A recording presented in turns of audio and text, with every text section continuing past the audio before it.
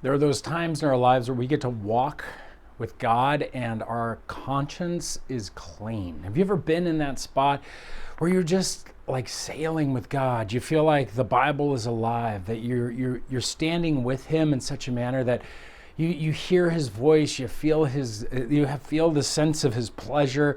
You're getting worship in an incredible way. You're growing by leaps and bounds. Man, those are the times in which the sweetness of our salvation is felt the most.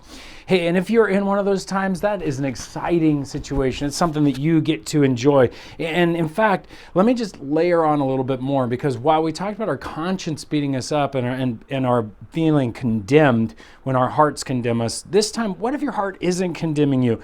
Verse 21 of chapter 3 in 1 John picks it up. He says, "Beloved, if our heart does not condemn us, we have confidence before God." This is the time you can go pray. This is the time you can bring up requests, and God begins to work. He says, "Whatever we ask, we receive from Him, because we keep His commandments and do what pleases Him." Again, this isn't about the fact that you and I do this for salvation, but when you walk with God and you're keeping His commands and you're loving the brethren and you're engaged in these ways, what happens is God is willing and there to answer prayers, to help us move forward. There is a confidence in our lives as Christians that is explosive and so good. And if you're in that right now, I hope that you're asking God for things. I hope you're praying for things and remaining there. He says, "And this is His commandment, that we believe in the name of His Son, Jesus Christ, and love one another just as He's commanded us, because whoever keeps His commandments," those two commandments, we abide in God, and God in Him.